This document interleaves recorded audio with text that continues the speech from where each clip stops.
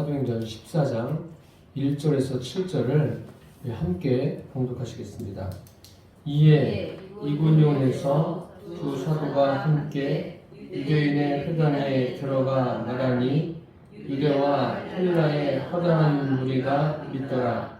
그러나 순종하지 아니하는 유대인들이 이방인들의 마음을 선동하여 형제들에게 악감을 품게 하거늘 두 사도가 오래 있어 주를 힘입어 담대히 말하니 주께서 그들의 손으로 표적과 기사를 행하게 하여 주사 자기 은혜의 말씀을 증언하시니 이 시대에 우리가 나뉘어 유대인을 따르는 자도 있고 두 사도를 따르는 자도 있는지라 이방인과 유대인과 그 관리들이 두 사도를 모욕하며 돌로 치려고 달려드니 그들이 알고 도망하여 루가니아의 두 성 루스드라와 더베와 그 근방으로 가서 거기서 복음을 전하니라. 아멘. 새해가 시작된 지 이제 3일째입니다. 새해를 맞이하면서 사람들마다 여러 가지 다짐을 하겠지만 제가 말씀드린 대로 그리스도인들이 가장 많이 마음에 다짐하고 결심하는 것이 성경을 읽는 거라고 말씀드렸습니다. 여러분 성경을 틈틈이 읽으세요. 시간 날 때마다 읽으세요. 물론 하루에 내가 한 장을 읽겠다, 뭐 세 장을 읽겠다 이런 것도 좋지만 틈틈이 많이 읽으세요. 많이 읽으시되 어린아이 같은 마음을 가지고 읽으세요. 하나님이 지금 나에게 이 말씀을 하시는구나. 그런 마음을 가지고 성경을 읽으시기를 바랍니다. 그리스도인이면 누구나가 다 이 성경을 바르게 알기를 원합니다. 그거는 누구나가 가지고 있는 마음일 겁니다. 그래서 저와 여러분은 이 성경이 말씀하시는 것이 무엇인가 그것을 알기 위해서 늘 주님 앞에 구하시기를 바랍니다. 그 성경을 읽을 때 그 하나님이 기록하신 그대로 그 하나님의 의도를 제대로 알고 목적을 알고 우리가 성경을 읽는다면 그리고 그 안에서 성령의 역사로 깨달아진다면 그것은 참 복입니다. 그러한 복이 우리에게 임하게 되기를 바랍니다. 그 성경을 바로 하려면 중요한 것은 하나님께서 이 성경을 왜 기록하셨는가 그 목적을 바르게 하셔야 됩니다. 하나님은 우리 눈에 전혀 보이지 않습니다. 그리고 우리가 볼 수도 없습니다. 알 수도 없어요. 그런데 하나님이 전지전능하신 분이다. 그것은 다 알고 계시지 않습니까? 그 전지전능하신 분은 사람과 다릅니다. 그분은 어떤 과정이 필요 없는 분이세요. 무엇을 하실 때 즉시로 하실 수 있는 분이세요. 사람에게는 사람이 어떤 일을 이루어가면은 그 이루어가는 과정이 있지 않습니까? 그런데 하나님은 그런 분이 아니세요. 아니신데 모든 것을 다 알고 계세요. 그 시작과 과정과 끝을 다 알고 있어요. 태초에 하나님이 천지를 창조하시니라. 그 창조하실 때부터 이제 이 세상의 모든 과정 어떻게 전개될 것이며 또 어떤 사람들이 일어날 것이고 또 그 끝은 어떻게 될 것인가 하나님은 다 알고 계세요. 명확하게 알고 계세요. 빈틈이 없습니다. 다 알고 계세요. 그래서 저와 여러분이 성경을 읽으시면서 하나님이 그 목적이 무엇인가 그것을 아셔야 돼요. 왜 세상을 창조하셨는가, 왜 사람을 창조하셨는가 그 목적을 제대로 알게 되기를 바랍니다. 하나님이 이 세상을 창조하시고 또 사람을 창조하신 목적이 무엇입니까? 가장 큰 목적은 다른 것이 아닙니다. 구원을 위해서입니다. 구원을 위해서 사람을 창조하셨어요. 우리가 그 성경에 보면 가장 중요한 말씀들이 참 많아요. 여러 가지 많은데 요한복음 3장 16절에 보면 하나님이 세상을 이처럼 사랑하사 독생자를 주셨으니 이는 저를 믿는 자마다 멸망치 않고 영생을 얻게 하려 하심이라. 뭐 외우지 않으셔도 그냥 수없이 들으면은 언젠가 그냥 알아집니다. 그런데 영생을 얻는 길은요, 육신으로 안 돼요. 우리는 육신을 입고 있는데 이 육신으로 아무리 애쓰고 힘쓴다고 해서 영생이 되느냐? 그렇지 않습니다. 영적인 거예요. 우리 영적인 존재라는 것을 아셔야 돼요. 이 세상을 살면서도 나는 육신을 입고 있지만 영적인 존재이구나. 이것을 깊이 생각하세요. 육신의 삶이 바빠서 또 여러 가지 문제들이 있어가지고 거기에 치여서 그냥 막 뒤지고 볶는데 시간 다 허비하지 마시고 생각을 하시고 살아가세요. 내가 영적인 존재구나. 그럼 나만 영적인 존재입니까? 나와 만나는 모든 사람들이, 또 나와 가까이 있는 내 가족들 모두가 다 영적인 존재라는 것을 잊지 마십시오. 그 영적인 존재들이 다 무엇의 대상입니까? 구원받을 대상이라는 것을 여러분 기억하셔야 됩니다. 성경에 보면 우리 보이는 것은 잠깐이요, 보이지 않는 것은 영원한 것이다 라고 말씀하셨어요. 그러니까 이 세상은요, 임시 머무는 거예요. 잠시 있다 가는 곳이에요. 여기에서 모든 게 끝나는 게 아니에요. 이제 잠시 있다가 가는데 그곳에서, 그 가는 곳에서는 영원히 사는 거예요. 예수님께서 이 땅에 오셔서 복음서를 보시면 여러 가지 일을 하시지 않습니까?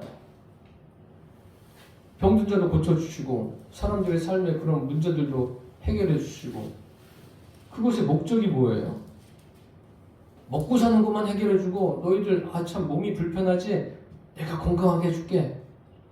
이것이 목적이 아니에요. 목적은 그런 것들을 통해서 그 사람들의 영혼을 구원하기 위한 것이 주님의 목적입니다. 세상 구원으로 생각하면 안 됩니다. 그 세상 구원으로 생각하는 게 뭐예요? 자유신학 아닙니까? 사회 구원? 물론 이 사회에도 어떤 선한 영향력을 끼치는 것은 좋지만 성경을 우리가 제대로 알고 계셔야 됩니다. 이 구원이라는 것은 믿음으로 되는 거예요. 믿음은 어떤 행위가 아닙니다. 그 믿음의 시작과 과정과 끝이 다 무엇과 관련이 되어 있냐면 우리의 심령과 관련이 있는 거예요. 내 심령으로, 내 마음으로 어떻게 주님을 믿느냐, 그것이 중요합니다. 그래서 영혼 구원이 믿음으로 말미암는 것이라는 것도 성경에 여러 곳에 기록되어 있습니다. 우리가 보지 못하고 보이지 않는 것, 그것을 어떻게 수용하느냐, 이것이 참 중요합니다. 그래서 성경의 로마서에 보면 믿음은 들음에서 나며 들음은 그리스도의 말씀으로 말미암았다라고 말씀하고 있습니다. 하나님의 말씀을 듣는 거죠. 믿음이 듣는 거예요. 들음은 그리스도의 말씀으로 말미암았다. 그럼 이것이 의미하는 것이 무엇입니까? 그냥 이 문자대로 그냥 알고만 있으면 되는 겁니까? 아니에요. 성령의 역사로 이 말씀이 깨달아지고 우리가 믿음으로 마음속에 받아들여지는 것, 영적인 개념이에요. 그것이 믿음입니다. 이 성경 이 자체가 중요한 게 아니에요. 이것이 우리가 읽혀지고 들려질 때 깨달아지는 것, 그것이 중요한 거예요. 그것을 깨닫게 하시는 분이 성령님입니다. 그래서 오직 믿음으로 되는 거예요. 예수님은 그 말씀을 통해서 영혼을 구원하기 위해서 이 땅에 오셨습니다. 그리고 믿음은 들으면서 나면 들으면 그리스도의 말씀으로 말미암았다. 이것에 대해서 한 가지 더 생각해 볼 것은 예수님께서 이제 복음을 전하시고 또 한적한 곳에 가서 기도하실 때 베드로와 다른 제자들이 와서 예수님께 묻죠. 말씀을 드립니다. 지금 많은 사람들이 예수님을 찾습니다. 그래서 다시 거기로 간 것이 아니라 내가 다른 곳으로 가겠다. 그러면서 예수님께서 이렇게 말씀하시죠. 다른 마을로 가서 거기서도 전도하리니, 그 다음에 하신 말씀이 참 중요합니다. 내가 이를 위해서 왔다. 그러니까 예수님은 결국은 뭐예요? 영원 구원을 위해서 오셨고 예수님은 전도하기 위해서 이 땅에 오셨어요. 그 전도라는 개념도 여러분 복음을 전하는 차원에서 잘 생각하셔야 되는데 우리가 전도하고 사람을 설득해서 그를 구원하는 게 아니에요. 우리가 복음을 전하지만 그 사람을 구원하는 전 과정에서 역사하시는 분은 주님이세요. 우리에게는 어떤 능력이 없다는 것을 우리가 아셔야 됩니다. 오늘 본문 말씀에 보니까 이에 이고니온에서 1절에 보니까 두 사도가 함께 유대인의 회당에 들어가 말하니 라고 했습니다. 유대인의 회당, 제가 회당에 대해서 말씀드리지 않았습니까? 바벨론 포로 시절에 그곳에서 유대인들이 모이기 위해서 지은 곳이 회당 아닙니까? 그러니까 하나님은 그 수백 년 전부터 이미 이 회당을 준비하셔서 복음을 전하는 장소로 쓰시기 위해서 준비하셨다는 거예요. 이게 하나님의 참 놀라운 은혜 아닙니까? 그러니까 회당이 지금은 뭐가 되는 거예요? 복음을 전하는 그러한 장소가 되어버린 거예요. 참 귀한 일입니다. 이것이 하나님이 하신 거예요. 또 3절에도 보십시오.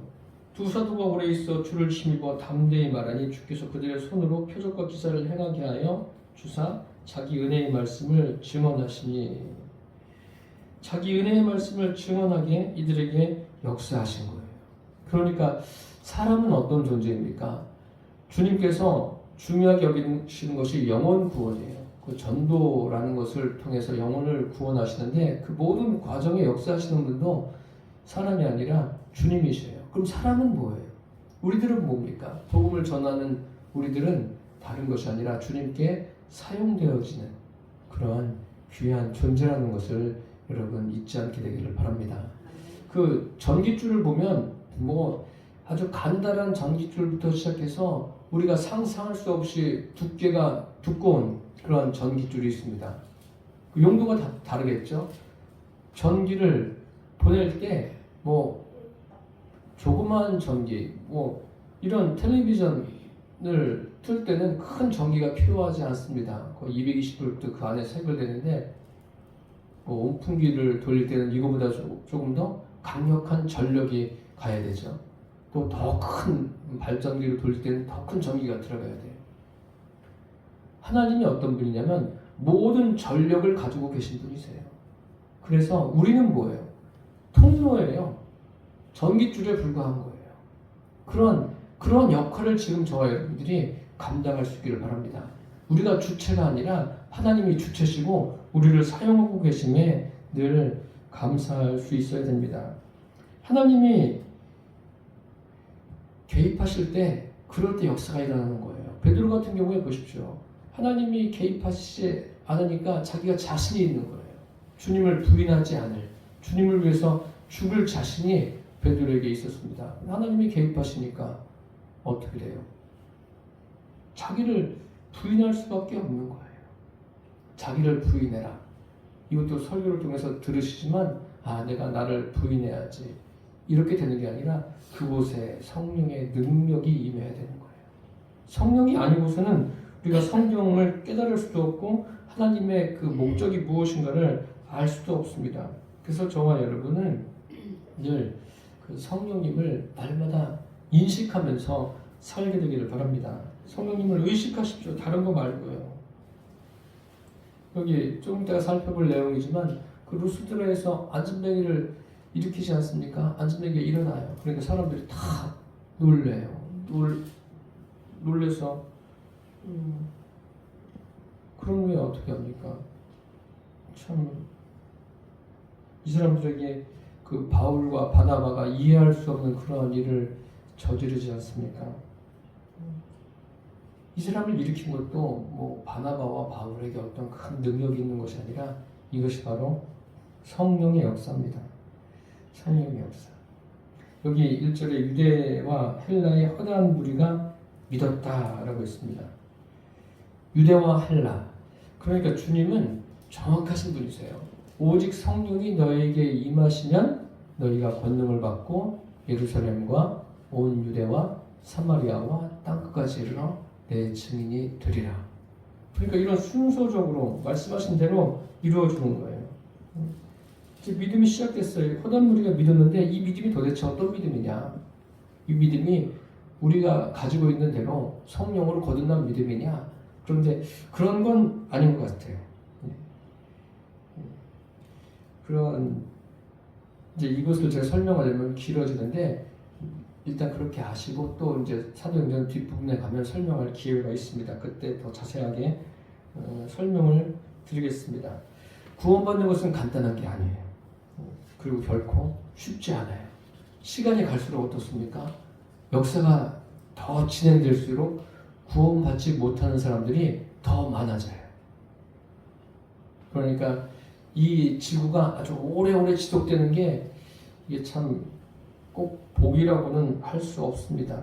저와 여러분이 믿음을 갖되 내 영혼이 구원받은 그러한 믿음을 갖고 살게 되기를 바랍니다.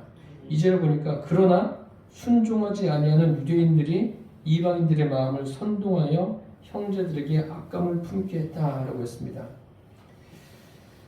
순종하지 아니하는 유대인들 참 살면서 큰 문제가 되는 게 뭐가 있냐면 오히려 복음을 들은 사람들이 문제예요.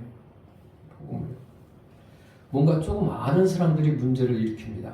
유대인들 같은 경우에 그런 거 아닙니까? 그래서 이방인들을 선동했어요. 이방인들을 선동했다는 것은 뭐예요? 그들의 마음을 선동한 거예요.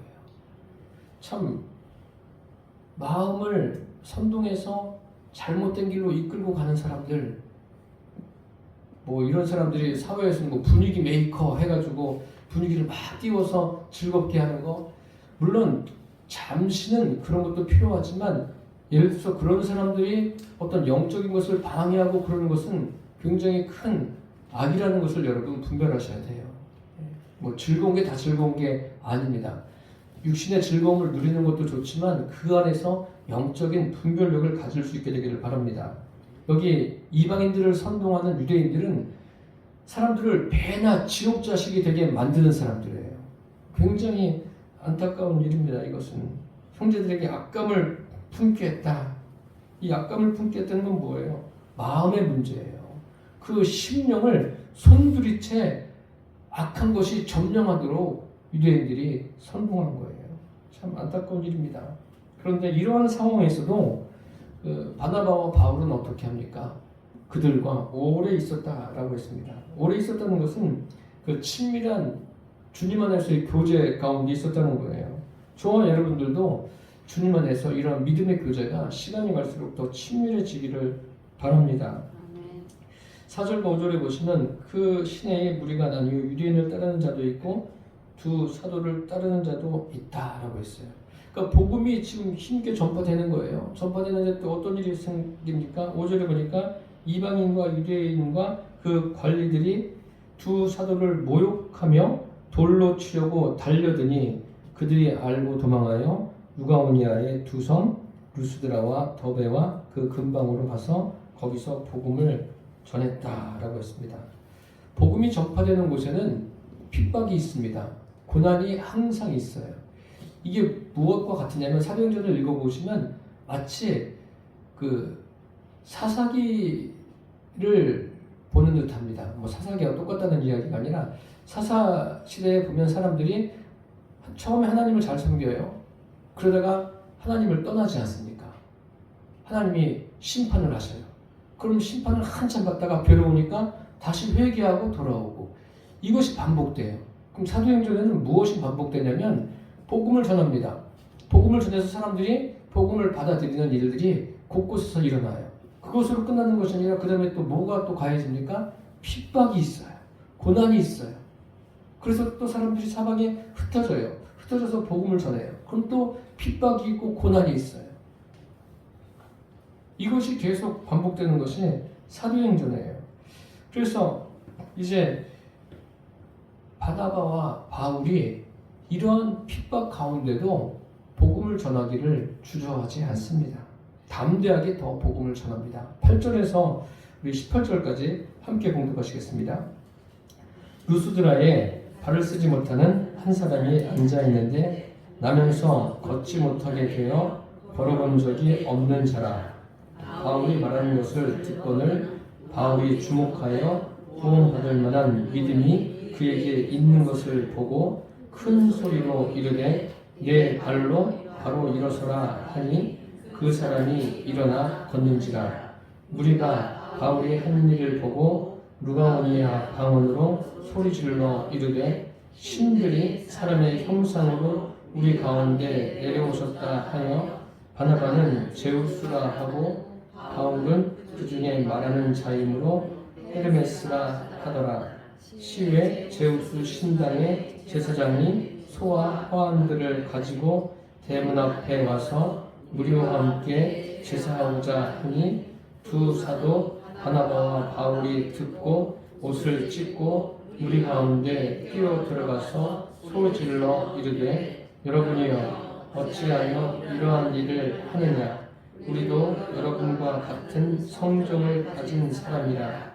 여러분에게 복음을 전하는 것은 이런 헛된 일을 버리고 천지와 바다와 그 가운데 만물을 지으시고 살아계신 하나님께로 돌아오게 함이라.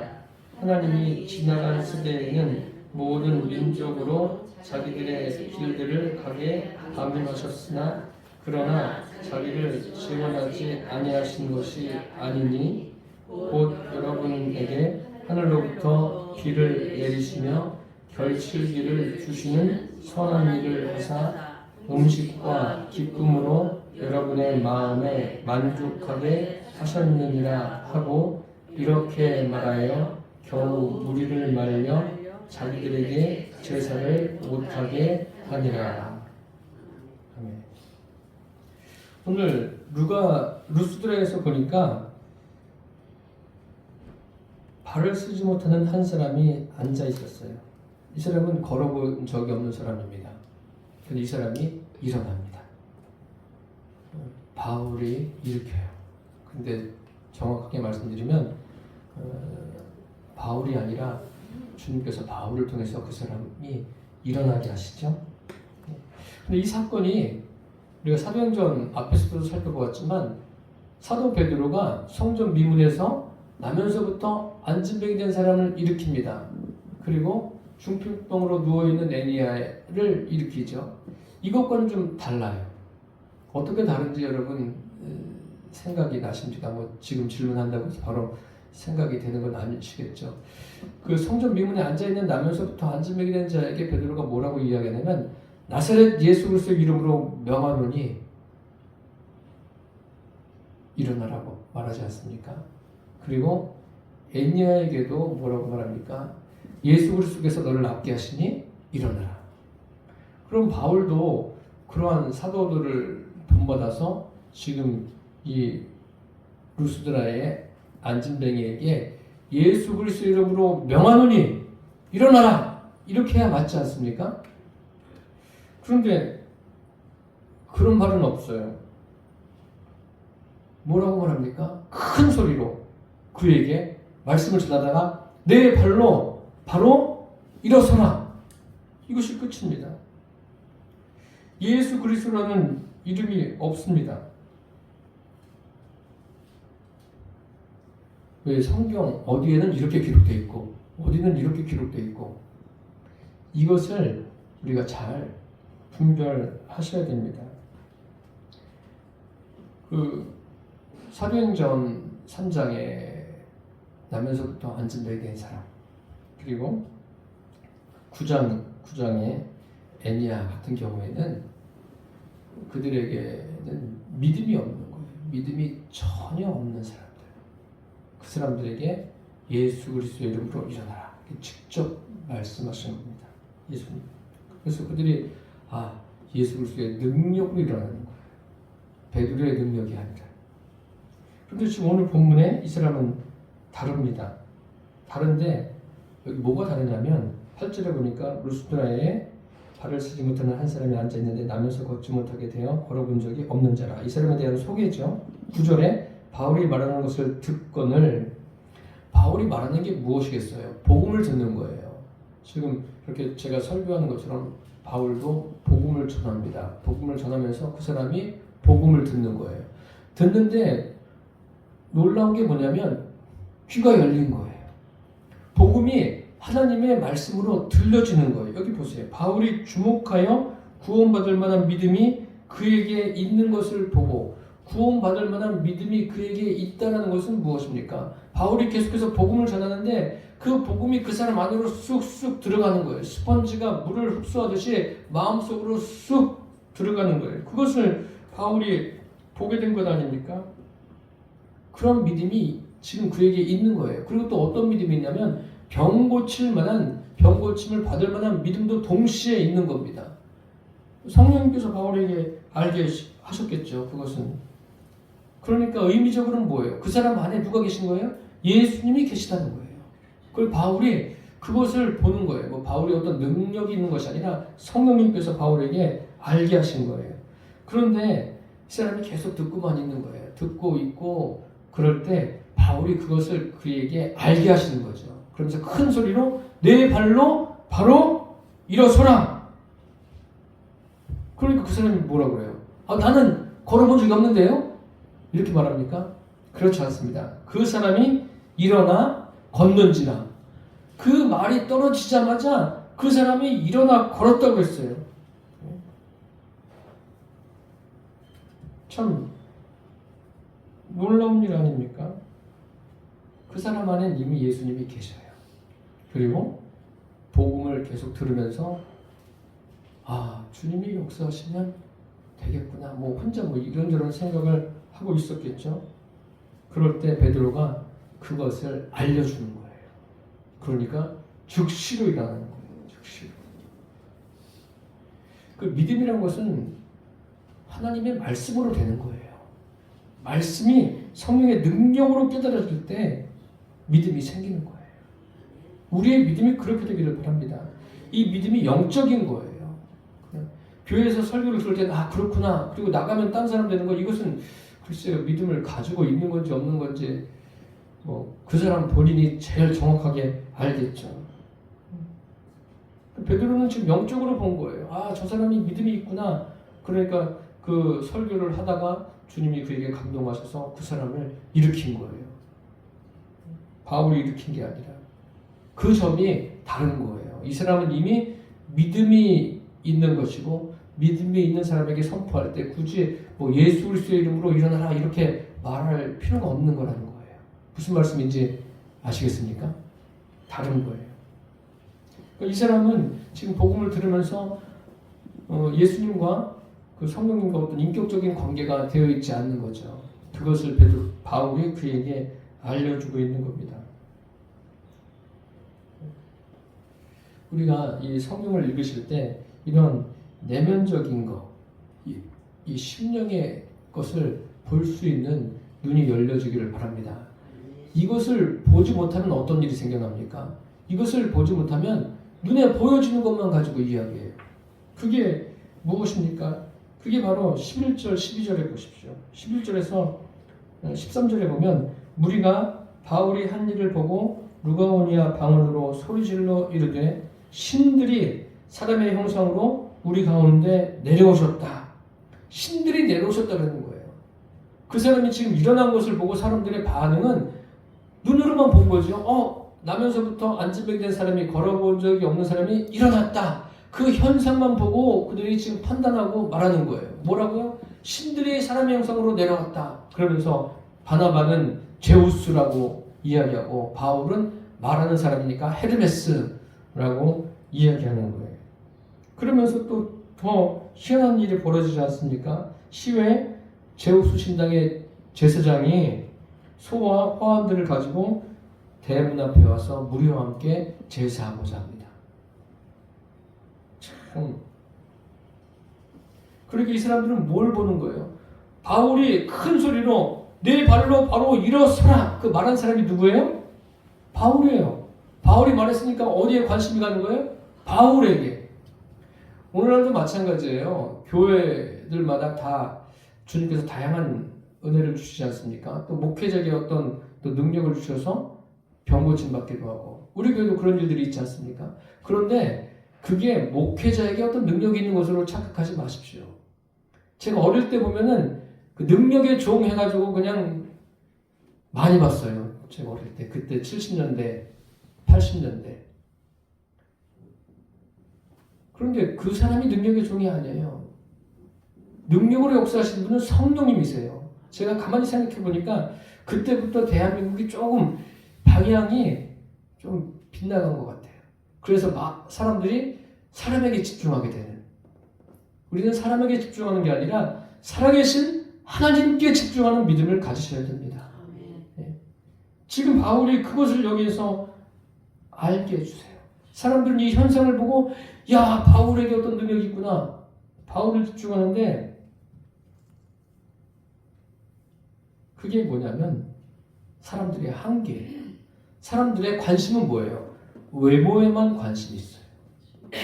교회도 빨리빨리 부흥해서 막 그냥 크게 건물을 짓고 사람들이 막 와야지 되는 걸로 생각하고 예전에 그런 거 아니에요. 7, 80년대, 60년대부터 시작해서 80년대 사이에 막 부흥이 일어나서 곳곳마다 교회를 크게 짓고 또 많은 사람들이 또 예수님 믿게 되고 그런 것은 뭐 좋은 현상이지만 이제 너무 그곳에 치우쳐버리는 것 이것은 좀 우리가 생각해 봐야 돼요. 생각해 봐야 됩니다. 지금 사람들은 바나바와 바울의 외적인 것만 보고 이야기하는 거예요. 뭐예요? 우리가 말로만 듣던 신을 진짜로 봤다. 그렇게 되는 거 아니에요. 네. 야, 저 사람들이 진짜 사람처럼 하고 있는데 신이구나. 그렇게 생각하는 거예요. 그런 생각이 또 왜 안 들겠어요? 갑자기 걸어보지 못한 사람이 확 걷게 되니까요. 우리는 이러한 것을 보면서 영적인 것을 제대로 우리가 분별할 수 있는 그러한 눈이 열려지기를 주님 앞에 구하시기를 바랍니다. 성경도 마찬가지예요. 성경은 이 책 자체가 중요한 것이 아니라 종이에 쓰여진 이 글씨들 이런 것이 중요한 것이 아니라 이 성경을 통해서 이 말씀이 하나님이 나에게 지금 하시는 말씀이구나 이렇게 받아들이는 것이 중요합니다. 인격적으로 이 성경을 통해서 인격적이신 주님을 만나셔야 돼요. 그것이 중요해요. 이 광경을 보고서 바나바와 바울이 어떠했겠어요? 기분이 좋았을까요? 지금 굉장히 위험한 상황이에요. 왜요? 자칫 잘못하면 거기 있는 사람들을 송두리째 다 잘못된 길로 인도할 수 있는 그런 거예요. 그런데 이러한 상황을 보고 바울과 바나바가 어떻게 대처하는지 이것이 복음이에요. 이런 믿음을 우리가 가지고 있어야 돼요. 14절과 15절에 보십시오. 두 사도 바나바와 바울이 듣고 옷을 찢고 무리 가운데 뛰어 들어가서 소리를 질렀다고 했어요. 아니라는 거죠. 지금 당신들 뭔가 오해하고 있다. 착각하고 있다. 이렇게 하는 거 아니다. 우리는 하나님이 어떤 신이 아니다. 라고 말하는 거예요. 그러면서 이르되 여러분이 어찌하여 이러한 일을 하느냐. 우리도 여러분과 같은 성정을 가진 사람이라 여러분에게 복음을 전하는 것은 복음을 전하는 이유를 지금 이야기하고 있어요. 이런 헛된 일을 버리고 천지와 바다와 그 가운데 만물을 지으시고 살아계신 하나님께로 돌아오게 함이라. 복음을 전하는 이유를 분명하게 이야기하고 있습니다. 오늘날 교회가 세워지는 이유가 바로 이것인 거예요. 첫째는 뭐예요? 하나님이 계심을, 존재하심을 믿어야 돼요. 바울과 바나바와 바울은 그들과 똑같은 사람이에요. 이 복음을 전하는 것은 이런 헛된 일을 버리라는 거죠. 여기 하나님으로 번역된 이 말은요, 신이에요, 신. 그러니까 사람들마다 다 신을 섬기고 있지 않습니까? 그런데 지금 바울이 말하는 신은 누구예요? 유일하신 하나님이에요. 온 우주 만물을 말씀으로 창조하신 하나님, 독생자 예수님을 보내신 하나님, 또 성령으로 각 사람들 안에 임하여 계신 그 하나님을 이야기하고 있는 거예요.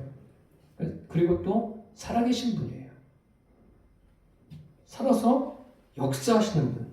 살아계신 분이라는 것은 그 창조하신 하나님은 지금도 동일하게 역사하신다. 그것을 이야기하고 있는 거예요. 그래서 결론적으로 무엇을 이야기합니까? 그에게 어떻게 하라? 돌아오라. 돌아오라는 거예요. 이게 복음입니다. 뭐 그냥 하나님을 믿어라, 또 윤리 도덕적으로 선하게 살아라, 이런 게 아니에요. 사실 하나님이 내 안에 임하시면 언어가 달라져요. 생각이 달라져요. 행동이 달라져요. 내 안에 계신 성령님을 의식하지 못하고 제대로 믿지 못하니까 말도 나는 원래 말하는 게 이래, 나는 성격이 이래. 성격대로 사는 게 아니에요, 여러분. 예? 성격대로 사는 게 아니라 성령이 임하시면 그게 바뀌는 거예요. 예? 뭐 성격대로 하나님 그 사람을 쓰신다? 쓰시는데 하나님은 고쳐서 쓰세요. 자꾸 어릴 때부터 많이 들은 말이 그런 거예요. 사람들이 성경을 읽다가 하나님은 성격대로 쓰신다. 그거 자기 생각이죠. 왜 성경을 읽으면서 자기 생각대로 성경을 해석해요.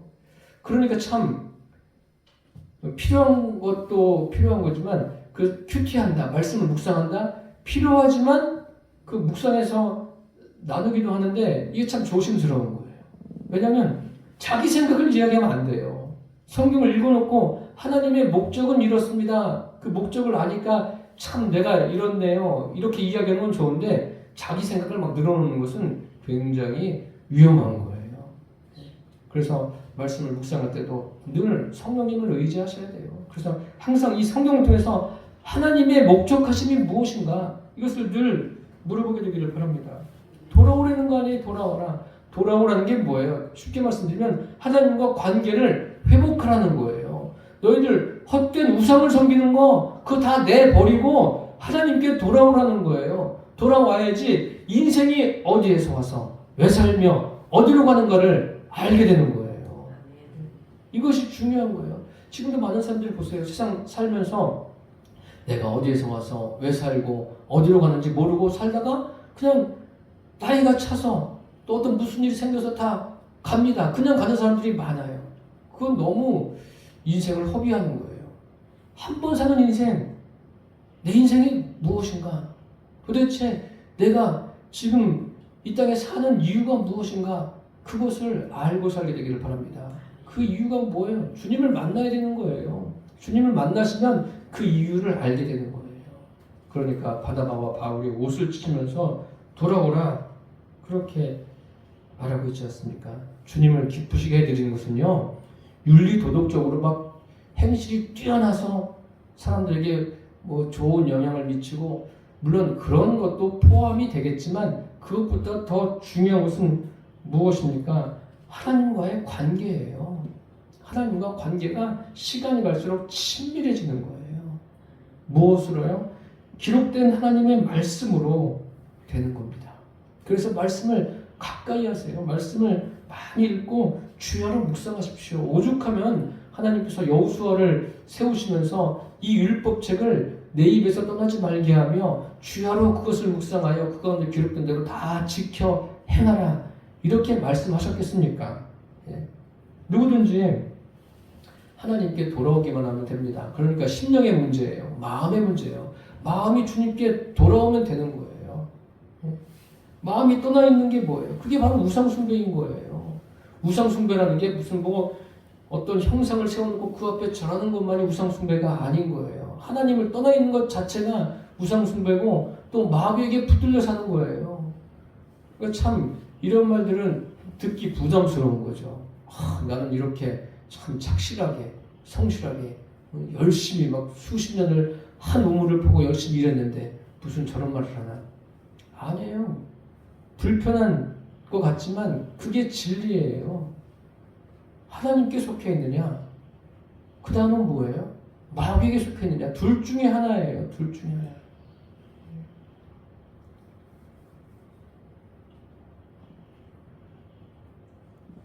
마귀가 하는 일이 뭐예요? 우리 마음을 하나님께로부터 빼앗기만 하면 되는 거예요. 그래서 다른 것에 관심 갖게. 오죽하면 하나님께서 아브라함에게 아브라함아 내 사랑하는 독자 이삭을 번제로 드리라고 하셨겠어요. 그럼 사람 마음속에 무슨 마음이 들겠습니까? 하나님이 주셨는데, 내가 달라고 하지 않았는데 하나님이 주시고 또 달라고 하신 것은 뭔가? 사람은 그렇게 생각할 수 있는데 하나님 편에서 보면 그게 아니에요. 거기에 고착되지 말라는 거예요. 세상의 그 무엇에도 고착되지 말고 우리가 오직 집중하고 바라보아야 될 것은 뭐예요? 현재로 이야기하면 내 안에 계신 성령께만 꽉 붙들려서 살라는 거예요. 그게 믿음인 거예요. 다른 것이 믿음이 아니라. 성경에 그런 말씀 많잖아요. 예수님이 영혼 구원에 관심 가지고 계셔요. 그래서 예수님은 복음을 전하셔요. 이 일을 위해서 왔다고 그러셨어요. 주 예수를 믿으라. 영접하는 자, 하나님께 돌아오라. 하나님과 동행하라. 이 모든 것이 다 같은 말이에요. 하나님께 돌아온 믿음, 그것이 바로 구원의 믿음입니다. 이제 우리가 그 믿음을 소유했으니까 그것으로 끝나는 게 아니에요. 늘 시간이 갈수록 오늘과 내일이 다르기를 바랍니다. 또 내일과 모레가 다르다는 게 뭐예요? 내 삶의 형편이 나아졌다? 이런 것도 있으면 좋겠죠. 그렇지만 그것이 있든 없든 관계없이 주님과의 관계가 그렇게 날마다 나아지고 발전되고 깊어지기를 축복합니다. 그래서 우리의 삶의 목적이 오직 예수님이 돼야 돼요.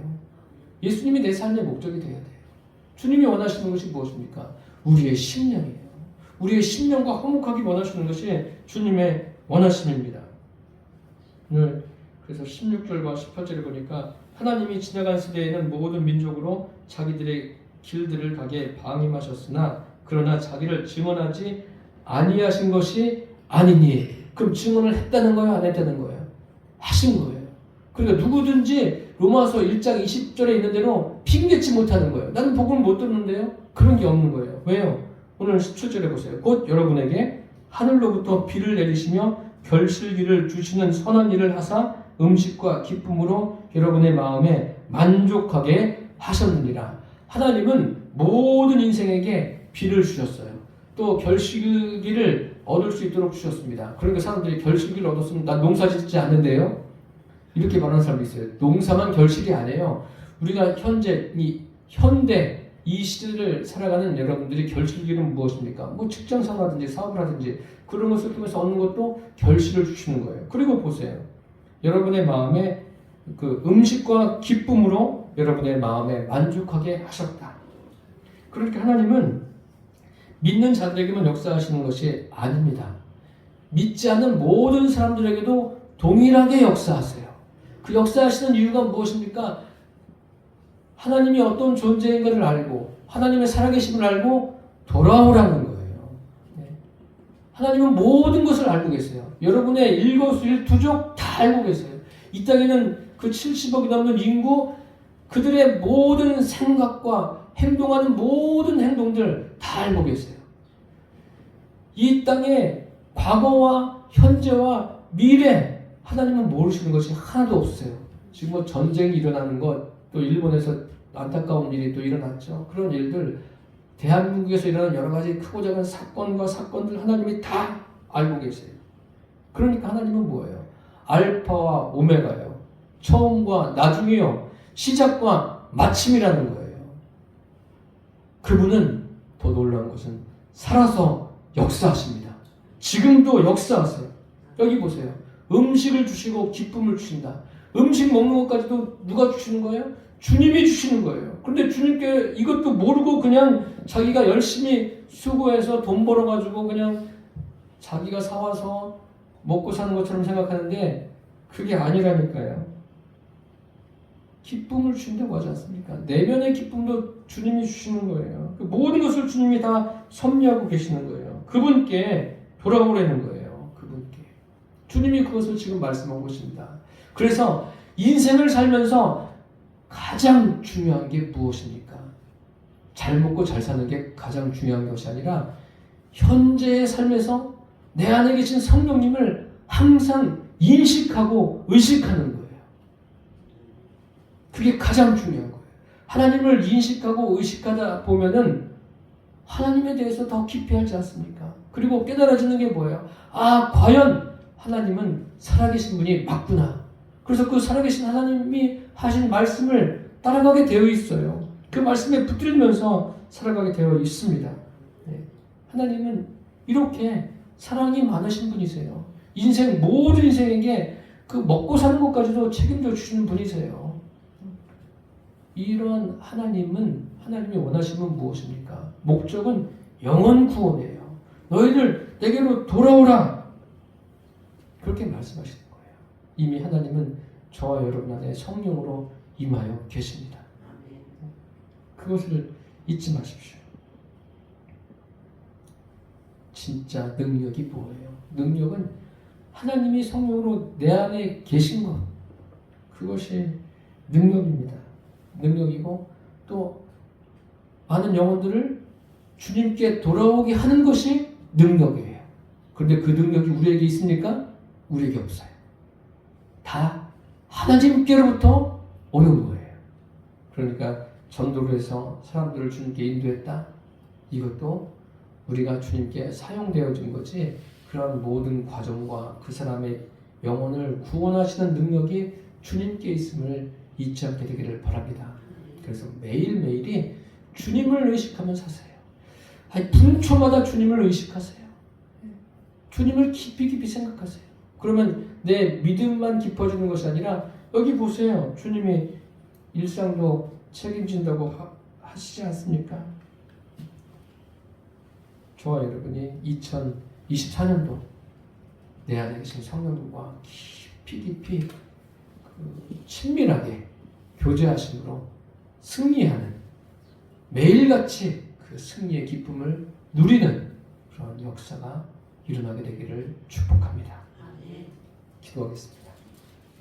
살아계신 주님, 바나바와 바울이 복음을 전합니다. 복음을 전하다가 모욕을 받고 핍박을 받아도 그들은 복음 전하기를 주저하지 않습니다.